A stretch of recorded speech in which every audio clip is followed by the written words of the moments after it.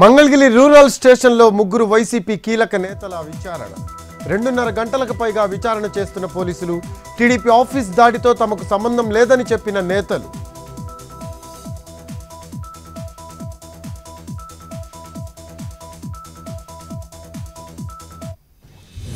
steel plant ప్రైవేటీకరణ జరిగితే రాజీనామా చేస్తా కార్మికులతో కలిసి ఆందోళనకు దిగుతామన్న టీడీపీ ఏపీ అధ్యక్షుడు పల్లా శ్రీనివాస్ స్టీల్ ప్లాంట్ ను ఆదుకునే దిశగా ప్రయత్నాలు జరుగుతున్నాయని కామెంట్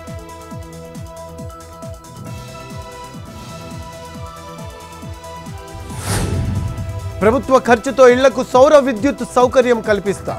వ్యవసాయ మోటార్లకు సోలార్ పంపు సెట్లు పెట్టబోతున్నామన్న డిప్యూటీ సీఎం ప్రయోగాత్మకంగా 40 గ్రామాల్లో చేపట్టబోతున్నామన్న బట్టి విక్రమార్క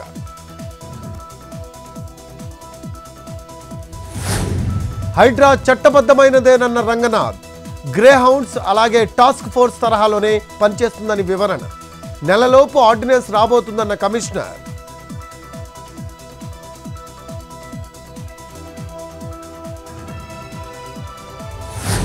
అభిమాని కోరిక తెరిచిన జూనియర్ ఎన్టీఆర్ కొద్ది రోజులుగా క్యాన్సర్తో బాధపడుతున్న వీరాభిమాని దేవర సినిమా చూసేంత వరకు బతికించాలని వైద్యులను కోరిన కౌశిక్ అభిమానితో ఫోన్లో మాట్లాడిన జూనియర్ ఎన్టీఆర్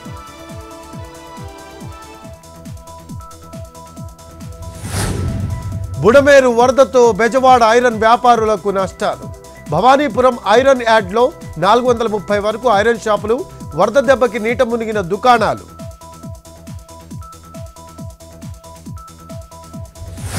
భక్తుల రద్దీతో కిటకిటలాడుతున్న ఖైరతాబాద్ బడా గణేశుడి దర్శనానికి భారీగా తరలివచ్చిన భక్తులు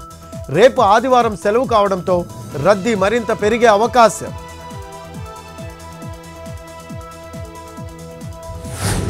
హైదరాబాద్లో గణేష్ నిమజ్జనానికి చురుగ్గా ఏర్పాటు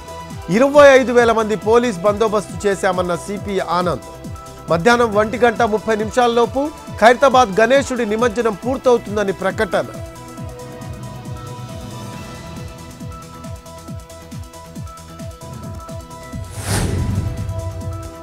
సౌత్ సెంట్రల్ రైల్వేలో ప్రత్యేకతను సాధించిన విజయవాడ స్టేషన్ అత్యుత్తమ ఆదాయం సాధించిన రైల్వే స్టేషన్గా సరికొత్త record non sub urban group 1 కేటగిరీలో సత్తా చాటిన బెజవాడ డివిజన్